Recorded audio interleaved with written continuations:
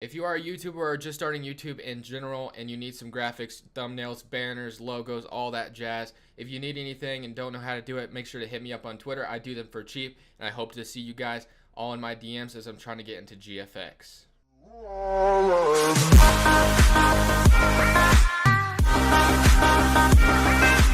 What is up, YouTube, and welcome back to a brand new video. And today we're doing another part of the 3 bold predictions for each team 2018. This is actually part 4 of the series, so if you've not seen the first 3 episodes, I recommend you go watch those first.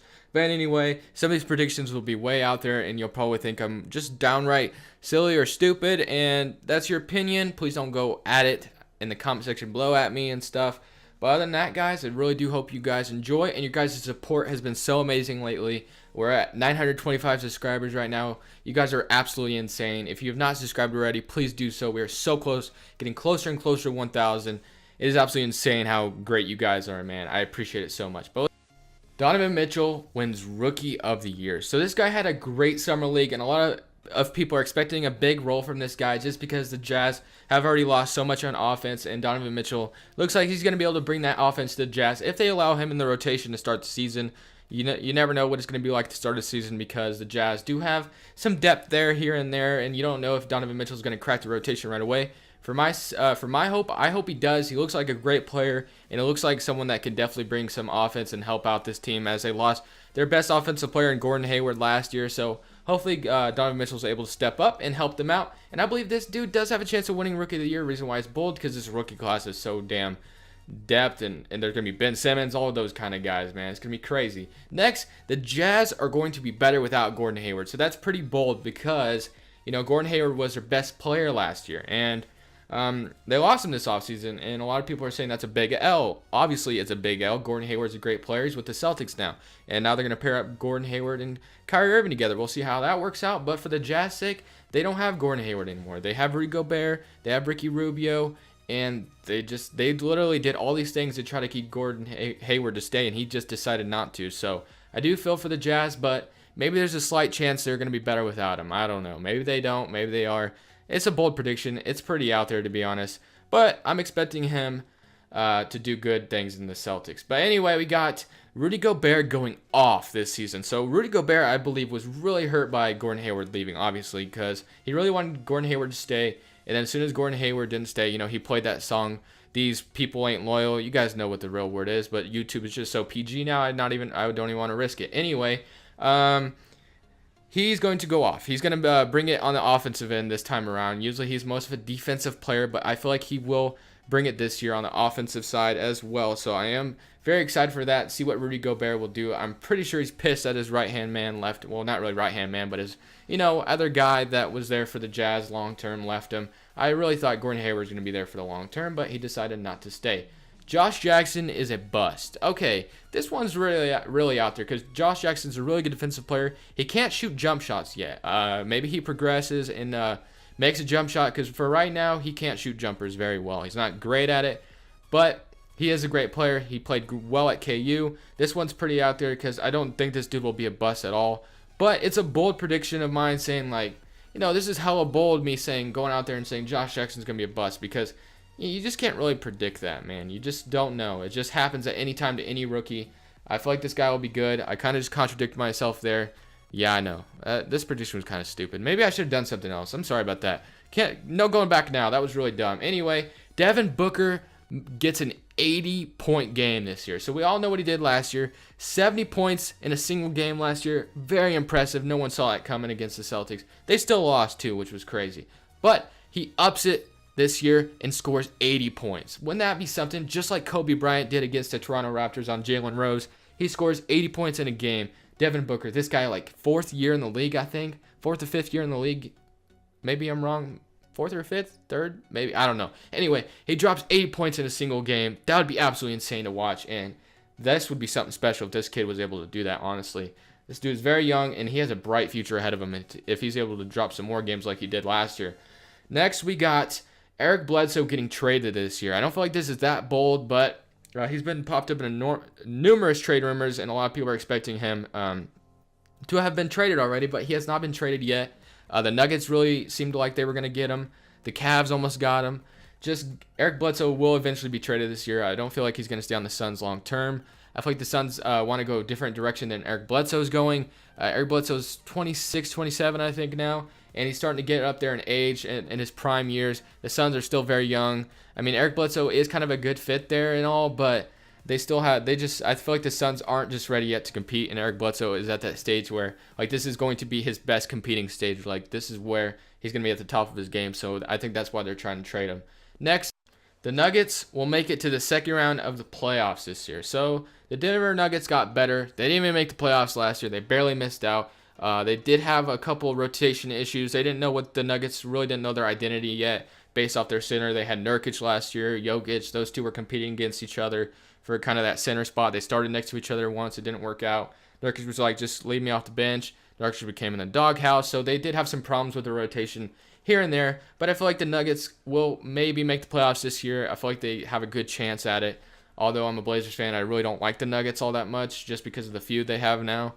But I feel like the Nuggets could make it to the second round possibly just because of all the young talent they have, and I could definitely see that happening. It's bold though, in my opinion. Anyway, the Nuggets will land a huge player by the trade deadline. The reason why I say this is because the Nuggets have tons and tons of young assets and just assets in general to trade. Like, they have Kenneth Faried, they have Moutier, they have Wilson Chandler, who's still a good player. I mean, Jamal Murray, if they want to trade him, which I doubt they will. They have Will Barton on a one-year deal. They have Gary Harris on a one-year deal. Like, they just have so many trade assets. Juan Hernangomez or Juan Selena Gomez, which people sometimes say. But yeah, they have tons of trade assets. Who the player will be, I have no clue, but I just feel like they're going to land a big player by the trade deadline. I don't know why. They just have tons of assets, and it's time to compete now for the Denver Nuggets, I feel like, after signing Paul Millsap. So I feel like they will land a big player. And finally, I feel like they will get top 4 in the West. Pretty crazy, I know, right? Just because based off the prediction that they land a big player, I feel like this team could potentially make it top 4 in the West. As a bold prediction of mine, because the West is so good, as everyone knows. You know, the West kind of looks like it. The top 4, if I had to say at the top of my head, I would say Spurs, Warriors, Rockets, Timberwolves maybe, or Thunder, like just stuff like that. So there's tons of teams out there ready to compete, and this would be very crazy if the Nuggets were able to get top 4. I feel like that would be very, very good for the Denver Nuggets organization. Obviously, it would, and they make it to the second round at least. And we'll just have to wait and see what the Nuggets can do this season. Can't wait to see what they can do. The Chicago Bulls make the playoffs. So the Bulls, are expected to be one of the worst teams this season. Pretty obvious why. They traded Jimmy Butler. They had Joakim Noah leave last year. They had Pau Gasol leave last year. They traded Derrick Rose last year. And now Jimmy Butler's gone. Dwayne Wade's expected to be bought out. And Rajon Rondo left. And now the Bulls are finally doing their rebuild mode, which a lot of people say they have one of the worst front offices in the NBA, which I'm not going to say they don't or they do. I feel like a lot of cases are saying they do. But anyway, I feel like they got a decent trade out of Jimmy Butler. Zach LaVine looks like he's going to be a good player. We're going to talk about Zach LaVine more. But they get the 8th seed with their, kind of their big 3 young talent now. Chris Dunn bounces back from his rookie season. So after having a terrible rookie season, Chris Dunn is going to bounce back, and I think he's going to be the future starting point guard for the Chicago Bulls, honestly. Whether or not they start him right away, I have no idea if they're going to do that or not. Or they're going to start Jeremy Grant, whichever Grant they have, or do they even still have him? I don't know. Chris Dunn, I feel like, will be the starter eventually. I don't know. Maybe they'll start him at the start of the season. I feel like they should. Lauri Markkanen, Zach LaVine. Will Zach LaVine even be ready for the start of the season? Who knows after his injury that he had last year. Hopefully he is. And we're going to talk about Zach LaVine in this next prediction. I said prediction. What is a prediction? Anyway, Zach LaVine will break out like James Harden. So basically, this isn't my prediction, honestly. This is actually SDC. So I can't really take the credit for this because he brought up some good points. And if you don't know who SDC is, I recommend you go look him up, and he will have a very good description of this prediction. So Zach LaVine was the 3rd option in Minnesota. James Harden was the 3rd option in Oklahoma City. When James Harden left, what happened? He became a superstar. Zach LaVine averaged around 20 points per game as a 3rd option in Minnesota. As the first option in Chicago, the sky's the limit for this dude. So I feel like this could be a huge breakout season for Zach LaVine and his homecoming party. I mean, not really homecoming, but I don't know why I said homecoming party, but anyway, I feel like this could be a huge breakout season for Zach LaVine. I think everybody can see that. No, they're not making the playoffs. So you see this picture, you're like, the Nets are not making it. I'm going to say the Nets barely missed the playoffs. I know, crazy, right? That's absolutely insane. The Nets got a little better this offseason. I'm not going to lie. They had a decent offseason. It wasn't terrible by any means. They absorbed a lot of contracts, I know, which will suck for their future. But they got good quality players, I guess. Maybe DeMar Carroll can return to form. Allen Crabbe becomes a superstar or something. Timothy Mozgov returns. I don't ever know if there was a good form of Mozgov, honestly. But maybe he's decent. D'Angelo Russell is going to be the leader of that team, it seems like. I don't know what leader Snitch is, but I'm just kidding. I'm not going to bring that up. But anyway, that's just a funny thing. They're going to barely miss the playoffs, in my opinion. I feel like maybe Allen Crabbe will average 20 points per game for the Brooklyn Nets. I'm very high on Allen Crabbe. You know why? Because I'm a Blazers fan, and I loved this dude. I really wanted the Blazers to start him at the third spot with CJ McCollum and Damian Lillard, but I understood why they had him come off the bench because he was like our only decent scorer off the bench. So I feel like Allen Crabbe could become a really good scorer for the Nets with more opportunities. I would have loved to have seen him start in Portland, but there just wasn't an opportunity there with CJ McCollum. Now he has an opportunity. He should be the starter there. He really should be, and I really hope they do start him, and I could see him averaging 20 points. I don't care. I love the dude. He's a great shooter, and I feel like if he can get better at creating his own shots, this dude could become really good in this league, honestly, like he already is. The Nets pick will fall out of the top 10. Crazy, right? You know how everybody left and right are talking about the Nets pick. The Nets pick is going to be so good next year. Why the Celtics trade the Nets pick? Blah, blah, blah. The Cavs have the Nets pick. They're going to trade it to the Pelicans. But I think this Nets pick could be worse than people think, honestly. I think it could. I think it could potentially fall out of the top 10, which would be absolutely terrible for the Cleveland Cavaliers. I mean, they wouldn't get as good as a quality player as they would in Michael Porter Jr. or Marvin Bagley or Luka Doncic in the top 3 or something like that. If it falls out of the top 10, that's going to be a lot worse. Who knows if the Cavs will even keep this Nets pick based off trade rumors, but I feel like this Nets pick could be a lot worse than people are expecting it to be. I feel like it's not going to be that great next year. I just feel like there's a slim chance. Dennis Schroeder averages 30 points per game. So Schroeder is pretty much the guy there, honestly. Like, they literally don't have a lot outside of Dennis Schroeder. Nothing at all. They have Dwayne Dedmon, Kent Bazemore, and Marco Bellinelli. It's really about it, honestly. Like, I mean, I guess they have John Collins. Is that it? John Collins, I think. That rookie they drafted, who's supposed to be decent. I feel like Dennis Schroeder's going to have the ball a lot, and I feel like there's a chance this dude could just, score like crazy. Sorry, my mouth's going crazy. But anyway, yeah, that's a bold prediction. Honestly, I don't think he'll be able to do it, but it's a very bold prediction in my opinion, so just had to put it out there, I guess. The Hawks will make the playoffs.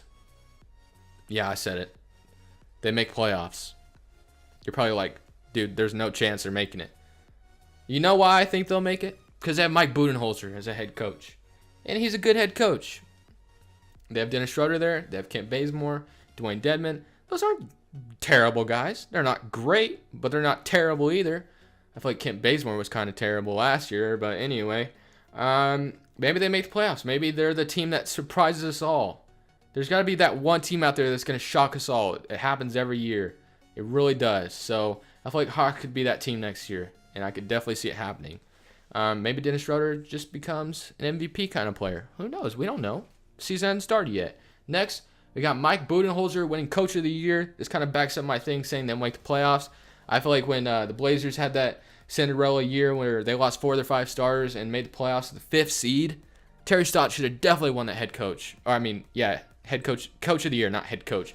Coach of the Year. I don't know why he didn't. They didn't give it to him, which was kind of BS in my opinion. But anyway, Mike Budenholzer wins Coach of the Year, leading the Hawks to the playoffs. I'm just going to say that. That's my final prediction for this one, guys. Let me know what you guys thought, and let me know how crazy you think I am after those predictions. The last part will be out tomorrow, I'm hoping, based off schedule. Yeah, part will be out tomorrow, I promise, okay? And that's honestly pretty much it for me, guys. Like, there's really not much else to say in this video. I just want to thank you guys for your continued support. I really appreciate it a lot. Things are going pretty well for YouTube anyway. My social life's becoming... I don't know why I'm talking about my social life. Anyway, just leave a like if you did enjoy and subscribe if you haven't already, guys. This is Crush Bulls. I appreciate y'all so freaking much. You do not even know how much I appreciate you guys. And I'm saying peace.